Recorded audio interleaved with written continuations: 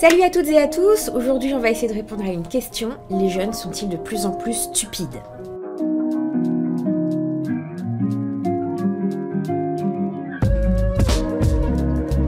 C'est quelque chose qu'on entend régulièrement, à se dire que la jeunesse est de plus en plus débile que la génération précédente.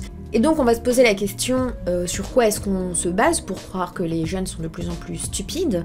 Grâce à un dernier sondage de la fondation Jean Jaurès, vous trouverez le lien en description de la vidéo. Donc, tout commence par ce sondage fait par la fondation Jean Jaurès, dont le titre est « La mésinformation scientifique des jeunes à l'heure des réseaux sociaux ». Donc vous trouverez le lien en commentaire pour le consulter directement et vous faire votre propre avis. Et ce que nous dit cette étude, notamment la dernière info que j'ai sortie en story, à savoir que 41% des jeunes qui utilisent TikTok ont tendance à penser que plus un influenceur a d'abonnés, plus ses sources d'informations sont fiables. Elle dit également qu'un jeune sur 6 croit que la Terre est plate, et nous emmène donc à penser que l'impact des réseaux sociaux sur les jeunes et leurs réflexions est très néfaste. Alors cette étude, on peut déjà la remettre en question à cause de sa méthodologie. Sa méthodologie permet surtout de confirmer ce qu'on a envie d'entendre. Pourquoi est-ce qu'on souhaiterait entendre que les jeunes sont de plus en plus défiants sur les informations scientifiques? Eh bien, parce qu'on a l'impression parfois qu'ils sont de plus en plus stupides, on peut se le dire. Aussi parce qu'il y a un niveau de maîtrise de la langue qui est en baisse, avec des difficultés notamment d'entrer dans la lecture et dans l'écriture. Parce qu'on voit le contenu de certaines publications TikTok qui est quand même assez superficiel. Et la plateforme TikTok encourage largement à la consommation plutôt qu'à utiliser la plateforme comme une source d'information raisonnable. Et puis on recherche aussi un coupable pour potentiellement régler le problème. On peut aussi être contre les réseaux sociaux. Du coup on se dit qu'on est du bon côté de la barrière, On est du côté de l'intelligence, du côté du discernement. Et aussi parce qu'on trouve qu'on évolue dans une société qui nous manipule. Ce sont autant de raisons qui nous motivent à penser que les réseaux sociaux ont un impact néfaste sur les jeunes. Et c'est vrai que depuis qu'on a accès aux réseaux sociaux, on a l'impression qu'on a une déferlante de fake news, tout simplement parce que le réseau social a permis une communication massive qui n'était pas accessible avant quand on était simplement informé par les médias. Or là, on est tous une source d'information potentielle. Dans une vidéo de la tronche en biais qui parle justement de cette étude, ou plutôt de ce sondage, il va remettre en question sa méthodologie, donc vous trouverez la vidéo en entier, je vous mettrai le lien en description également. Donc il remet en question la méthodologie de l'étude puisque déjà les réponses étaient binaires, on ne pouvait répondre aux questions que par oui ou par non, on ne pouvait pas admettre qu'on ne savait pas ou qu'on n'avait pas d'avis là-dessus, ce qui permet quand même de changer la donne, puisque quand on n'est pas dans la certitude et qu'on dit bah je sais pas, ça signifie finalement qu'on est entre deux, qu'on se permet de réfléchir, qu'on a des doutes, mais on n'est pas dans la croyance certaine qu'une chose est vraie ou qu'une chose est fausse. C'est à se demander si finalement l'objectif de l'IFOP et de la Fondation Jean Jaurès, c'était pas de montrer tout simplement que les jeunes étaient de plus en plus stupides ou de montrer plutôt que les réseaux sociaux, notamment TikTok, avaient un impact extrêmement néfaste sur les jeunes générations, notamment de leur faire croire des choses fausses comme certaines théories du complot ou justement de démentir finalement des vérités qui seraient communément établies par un consensus scientifique. Et puis pour nous c'est facile d'y croire parce que quelque part ça valide probablement ce qu'on pense, en tout cas ce que certains pensent, et quand on voit ce titre, eh bien on a tout de suite envie d'accorder du crédit à cette étude, parce qu'on a envie de prouver finalement que les réseaux sociaux ont un effet délétère sur les jeunes générations. Le problème, c'est que le recueil de données n'était pas assez sérieux. Alors un des avantages, je ne pense pas que c'était leur intention, mais c'est vrai que quand on a une étude avec des réponses aussi clivantes, eh bien ça permet de créer du titre putaclic, tout simplement. Ça va éveiller nos émotions, confirmer ce qu'on pense.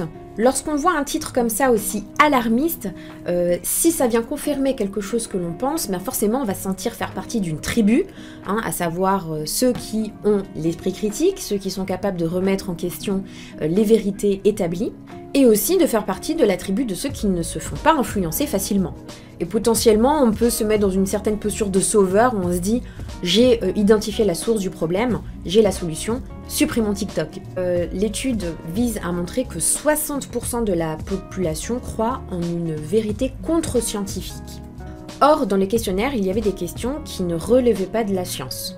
Par exemple, la question « Le résultat de l'élection présidentielle de 2020 a été faussé aux dépens de Donald Trump », ce n'est pas scientifique, ou encore, la dernière en date, en Ukraine, le massacre des civils à Boutcha était une mise en scène des autorités ukrainiennes. Donc ça n'a rien de scientifique. Donc on ne peut pas dire que répondre à ces questions vient affirmer l'idée que 60% de la population validerait des vérités qui sont contre-scientifiques. Par conséquent, le résultat de l'étude est déjà faussé. On ne connaît pas sérieusement la proportion des jeunes qui croient en des vérités non scientifiques ou en des vérités scientifiques. Autre exemple de question qui a été proposée dans cette étude qui était « Manger bio ne sert à rien, donnez votre avis là-dessus ». On peut très bien penser que manger bio ne sert à rien, pas parce qu'on est contre la vérité scientifique, mais plutôt parce qu'on estime que la société est tellement polluée, on vit avec tellement de perturbateurs endocriniens qui viennent de toutes parts, des shampoings, des produits ménagers, etc., que finalement manger bio ne viendrait pas résoudre un problème de santé mondiale, et c'est en ce sens-là qu'on dit que manger bio ne sert à rien. Pas parce qu'on est contre une vérité scientifique. Donc ce qu'il faut voir, c'est que dans la méthodologie, les questions sont aussi très mal posées. En fait, que ce soit vrai ou non, peu importe, là ce qu'on voit, c'est qu'en fait il s'agit d'un jugement plutôt basé sur une ignorance ou une désinformation et qui ne vise pas à remettre en question la science. Et si on venait à prouver par A plus B à ces personnes l'utilité de manger bio, eh bien on ne sait pas si finalement ils ne changeraient pas d'avis. D'autant plus que cette étude ne relate pas les raisons qui font qu'aujourd'hui on peut rencontrer une certaine méfiance à l'égard de la science. Il y a une certaine crise de confiance qu'on a pu traverser notamment avec le Covid, et cette crise de conscience est multifactorielle et ne vient pas simplement d'une remise en question de vérité scientifique pour des raisons de croyance en des théories du complot. Donc en fait cette crise de confiance elle est globale et multifactorielle. Pour en revenir aux jeunes, on pourrait dire qu'on les croit de plus en plus stupides, tout simplement parce qu'on les compare à leurs aînés. Alors, on pourrait dire que nous sommes les aînés de cette génération, et peut-être que nous avons grandi, avec l'expérience on a appris pas mal de choses, pour certains on a développé un peu plus de sagesse, et comparer finalement ces deux générations, c'est comparer ce qui n'est pas tellement comparable, parce que les aînés d'aujourd'hui étaient les stupides des aînés d'une autre époque. Et c'est quelque chose qu'on peut entendre assez souvent, c'est le « c'était mieux avant ». Cette justification par cette phrase « c'était mieux avant » vient d'un biais cognitif qu'on appelle le biais de négativité. Sur le site de France Culture, on peut lire « Selon Serge Sicotti, il existe deux raisons principales à cet effet « c'était mieux avant ». Dans le présent, nous sommes plus sensibles au négatif qu'au positif, tandis que la mémoire, en revanche, retient le positif et oublie le négatif. Les recherches en psychologie montrent en effet l'existence d'un biais de négativité, et nous sommes plus affectés par les mauvaises nouvelles que par les bonnes, donc nous voyons plus les défauts que les qualités. Beaucoup d'évolutions positives sont invisibles et les médias nous abreuvent d'événements négatifs, d'attaques terroristes, d'incendies, de tsunamis, notamment en raison de leur côté spectaculaire. Donc vous trouverez le lien de l'article également en commentaire. Comme je vous disais, est sorti aussi le chiffre alarmant, 41% des utilisateurs de TikTok ont l'idée qu'un créateur de contenu ou d'un influenceur qui a un nombre important d'abonnés a tendance à être une source d'information plus fiable.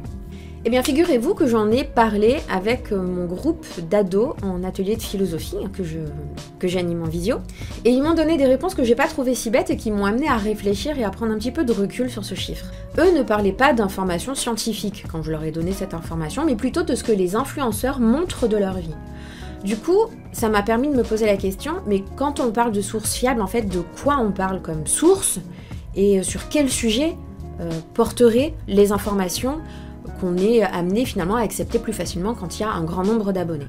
Une jeune fille m'a donné l'exemple, quand une influenceuse te montre qu'elle se fait les ongles, tu peux la croire, quoi. Elle est en train de se le faire devant toi, donc bien sûr que c'est plutôt fiable.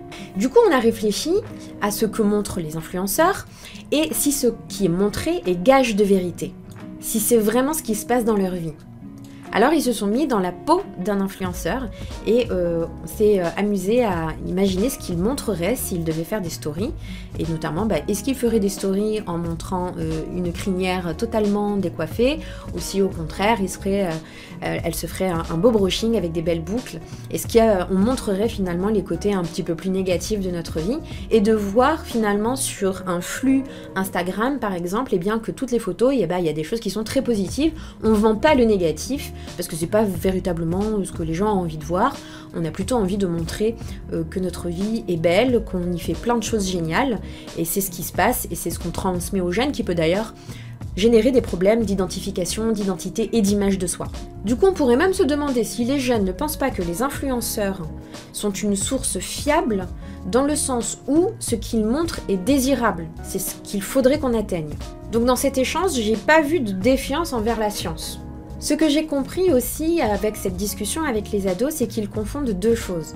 La fiabilité d'une source avec la popularité de la personne qui la donne. Et ils confondent également la fiabilité d'une source avec le nombre de personnes qui adhèrent à cette information.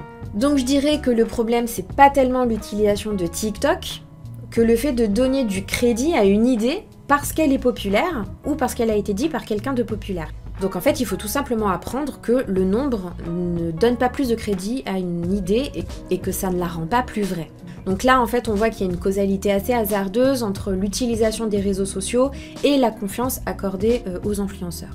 Et puis on pourrait prendre du recul aussi, parce qu'aujourd'hui on consomme beaucoup plus de réseaux sociaux que d'informations télévisées, notamment pour les jeunes. Donc on pourrait très bien avoir la même analyse si on consomme énormément de journaux. Si moi, je ne m'informe qu'avec un journal et que j'estime qu'il est fiable et que ce qu'il me donne comme information a du crédit parce qu'il a plus de ventes qu'un autre journal, par exemple, eh bien, je suis exactement dans la même situation que l'étude que nous propose la Fondation Jean Jaurès. En fait, je fais une relation de causalité qui est assez hasardeuse. C'est simplement parce que je consomme des journaux que je vais avoir cette idée que plus un numéro est vendu, plus les sources sont fiables. Du coup, eh bien, je pourrais aussi gober n'importe quoi si le journal ne fait pas l'effort tout simplement de vérifier les sources ou de sourcer ses informations. Donc ici, ce que je vois, c'est que c'est plus un travail sur les arguments fallacieux et les biais cognitifs qu'il faudrait faire pour remettre en question cette croyance qui tend à rendre fiable une idée largement répandue sur ce seul critère. Et puis de quel influenceur parle-t-on? Et sur quoi influence-t-il? Est-ce qu'on parle des influenceurs qui font de la pub pour certains produits et qui sortent de la télé-réalité? Est-ce qu'on parle de vulgarisateurs scientifiques? Ça change la donne de savoir qui on cible en parlant des influenceurs plutôt que de tous les mettre dans le même panier. Donc ici, moi, je vois une généralisation abusive puisqu'on met tous les influenceurs comme dans une même catégorie et ça manque cruellement de nuances, ce qui n'est pas l'objectif d'une étude. Du coup, en réfléchissant à tout ça, je me suis posé des questions sur mon propre comportement. Quand je recherche une vidéo sur YouTube, eh bien j'admets finalement regarder plus volontiers une vidéo qui a beaucoup de vues et une vidéo d'un influenceur ou d'un producteur de contenu qui a beaucoup d'abonnés. Parce que j'estime effectivement que plus elle est regardée, plus pour moi c'est gage de qualité. Et ceux qui ont moins d'abonnés sont défavorisés parce que je vais moins facilement leur accorder du crédit. Alors depuis que j'ai ma chaîne YouTube, je fais un switch, donc n'oubliez pas de vous abonner à ma chaîne pour m'aider à avoir plus de crédibilité si vous jugez que ce que j'ai fait est bien et que c'est pas bullshit. D'ailleurs, à ce sujet sur l'appel à la popularité et à l'argument d'autorité, je vous conseille ce livre, L'agneau qui ne voulait pas être un mouton, qui est excellent pour parler de la force de la masse sur ce qu'on pense, et la puissance de conviction du chef qui rassure les masses, parce qu'il est chef, pas parce que ce qu'il dit est vrai. Mais Nadia, si l'étude n'est pas bien faite, est-ce qu'on doit en conclure que la conclusion n'est pas vraie? Non, peut-être qu'il y a un lien de causalité entre l'utilisation des réseaux sociaux et la désinformation, mais je dirais surtout que cette étude montre qu'il faut étudier l'impact des réseaux sociaux sur les jeunes et la société, mais qu'il faut bien le faire pour mieux comprendre le monde et par conséquent mieux agir. Donc pour le moment, je ne sais pas si les jeunes sont de plus en plus stupides, mais je pense qu'ils ne maîtrisent pas le doute, ni le scepticisme, ni la réflexion méthodique, chose qu'apporte la philosophie, puisqu'elle permet d'examiner une pluralité de réponses, une pluralité de points de vue, et de remettre aussi en question nos croyances nos idées, mais aussi les raisons pour lesquelles on les croit ou les raisons pour lesquelles on les pense. Et c'est pas quelque chose de vain, on peut le faire très très jeune, l'appel à la popularité notamment peut être mis en question assez tôt. Je l'ai expérimenté dans une classe du CM1, donc on peut vraiment commencer très très jeune. Voilà, j'espère que cette vidéo vous a plu. Vous trouverez en description le lien vers mon guide gratuit sur les bases de la philosophie pour enfants où j'explique les fondamentaux pour mener une réflexion de qualité avec eux. Et un lien vers des outils gratuits que je vous propose pour faire réfléchir les enfants, que ce soit en classe, dans des structures sociales ou en famille. Donc n'oubliez pas, hein, un petit j'aime, la cloche, je partage sur mes réseaux sociaux, je m'abonne. À bientôt!